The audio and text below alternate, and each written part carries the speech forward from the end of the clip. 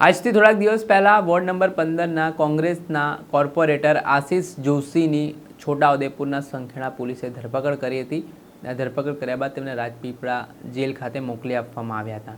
તેમની સામે પ્રોહિબિશનનો ગુનો નોંધાયો હતો અને આ ઘટનામાં રાજકીય કિન્નાખોરી રાખીને આ કાર્યવાહી થઈ હોય તેવા આક્ષેપો કોંગ્રેસના નેતાઓએ લગાવ્યા હતા. જોકે હવે આશિષ જોશીને રેગ્યુલર જામીન મળ્યા છે. જેલથી બહાર આવ્યા બાદ તેમણે મીડિયા સમક્ષ શું કહ્યું, વિગતે વાત કરીએ. વૈષ્ણવજન તો તેને કહીએ જે પીડ પરાઈ જાનાને રે. દર્શક મિત્રો, નવજીવન ન્યૂઝમાં આપનું સ્વાગત છે. સ્થાનિક સ્વરાજ્યની ચૂંટણીનો માહોલ હતો ને વોર્ડ નંબર 15થી વડોદરાના કોંગ્રેસના ઉમેદવાર આશિષ જોશી હતા. જે તે સમયે ચૂંટણીના 2 દિવસ પહેલાં તેમની સામે પ્રોહિબિશનનો ગુનો નોંધાય છે. જે ચૂંટણી થવાની છે તેમાં તેમનું નામ આવે છે કે તેમણે દારૂ છે તે ચૂંટણી દરમિયાન મંગાવ્યો છે. જો કે આ આરોપોને આશિષ જોશીએ ફગાવ્યા હતા અને કહ્યું કે તેમની કારકિર્દી પૂરી કરવા માટે તેમના વિરોધીઓ દ્વારા ષડયંત્ર કરવામાં આવ્યું અને ખાસ કરીને ડભોઈના ધારાસભ્ય શૈલેષ સોટ્ટા સામે તેમણે સવાલો ઉઠાવ્યા અને આક્ષેપો કરવાની શરૂઆત કરી હતી.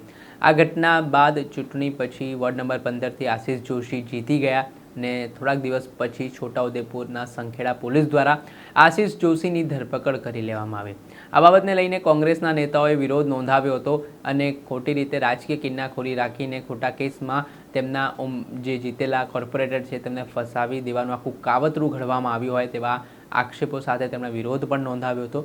જે બાદ આ મામલો કોર્ટ સુધી પહોંચ્યો અને કોર્ટે હવે આશિષ જોશીને રેગ્યુલર જામીન આપ્યા છે.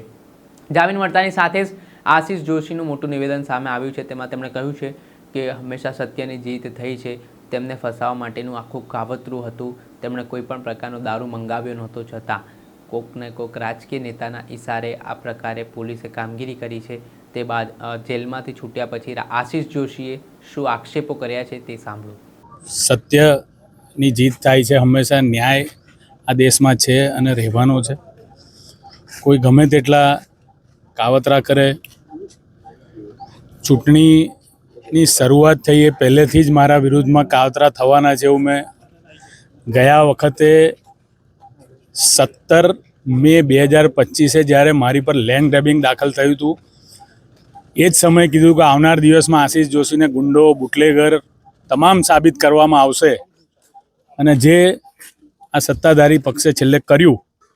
પણ આ દેશમાં કાયદો અને ન્યાય વ્યવસ્થા આજે જીવિત છે અને એના પરિણામના ભાગ સ્વરૂપે હું આજે જેલ મુક્ત થયો છું, પણ હજુ દોષમુક્ત થવાનું બાકી છે. અને એ પણ આ દેશના ન્યાયતંત્ર પર મને ભરોસો છે. આવનાર દિવસમાં જે આ ખોટો કેસ કરવામાં આવ્યો છે એને અમે ન્યાયતંત્રને ન્યાયને કાયદાકીય લડત આપીને એમાંથી પણ પાર ઉતરીશું. સર, આપની ઉપર જે આરોપ લાગ્યા છે કે જે દારૂ પકડાયું છે ને એમાં તમારું નામ આવ્યું છે, કોણ છે, મંગાવનાર કોણ છે એ પણ સત્તાધારી પક્ષ જ જાણતો હશે. અમે તો ચૂંટણી પ્રચારમાં વ્યસ્ત હતા. ક્યાંક હાર ભાખી ગયેલી પાર્ટીએ અમને ખોટી રીતે ફસાવવા માટે આ કારસ્તાન કર્યું છે. કયો વ્યક્તિ છે, કોણ ડ્રાઈવ કરતું હતું, આજ દિન સુધી અમે નથી જોયો, નથી જાણ્યો, નથી એનો કોઈ અમારી જોડે સંપર્ક નંબર.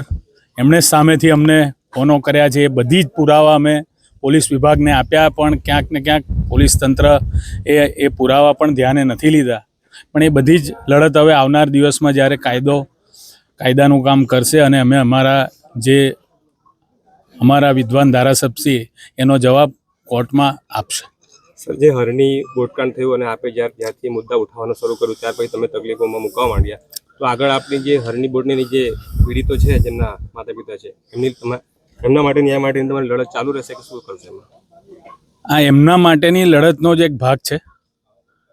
ફરીથી લડવું, ચૂંટણી જીતવી, પીડિત પરિવારોને ન્યાય અપાવો, વડોદરા શહેરમાં થયેલા ભ્રષ્ટાચાર ઉજાગર કરવા, એને ન્યાય અપાવો. એ બધી જ બાબત અમે આવનારા અમારા 5 વર્ષના જે પણ પ્રજાલક્ષી કામો છે એનો પહેલો ભાગ આ જ છે કે આ શહેરમાં થયેલા ભ્રષ્ટાચાર, અતાપીની ફાઇલો ગુમ થઈ ગઈ, કોઈ જાતની પોલીસ ફરિયાદ નથી નોંધાઈ, શહેરમાં કરોડોનું ફાયરનું કૌભાંડ થયું, 20-20 રૂપિયાની સિસોટી જે ખરીદવામાં આવી 3600 રૂપિયામાં. આ બધી જ બાબતો અને સૌથી મોટો મુદ્દો છે જે હરણી લેકકાંડ અને જે અમારા 12 માસૂમ બાળકો અને 2 શિક્ષિકાઓનો જીવ ગયો છે. આજે 2 વર્ષથી વધુ સમય થઈ ગયો છે. આજે જ આ રાજકોટ ગેમ ઝોનને પણ આજે 2 વર્ષ પૂરા થયા છે. ત્યારે એક આ આખો કરુણાનો કોરિડોર જે છે ગુજરાતની અંદર, જે માતાઓએ પોતાના બાળકો ગુમાવ્યા છે, એની લડાઈ છે અને એ આવનાર દિવસમાં ચાલુ રહેવાની છે. જે આપે સાંભળ્યા વડોદરાના વોર્ડ નંબર 15ના જે કોર્પોરેટર છે કોંગ્રેસના, તેમનું મોટું નિવેદન સામે આવ્યું છે ને તેમની જે જેલ મુક્તિ થઈ છે તેને લઈને તેમણે વાત કરી છે ને આગામી સમયમાં આ જે વિરોધીઓ દ્વારા જે કાવતરા ઘડવામાં આવ્યા છે ને તેમને બદનામ કરવાનું જે ષડયંત્ર કર્યું છે તેનો જવાબ તેઓ આપશે તેવી વાત પણ તેમણે કરી. દર્શક મિત્ર, આવા જ નવા વિડીયો સાથે આપણે માહિતગાર કરતા રહીશું, એટલે નવજીવન ન્યૂઝને લાઇક કરી લો, સબસ્ક્રાઇબ કરી લો અને વધુમાં વધુ શેર કરો.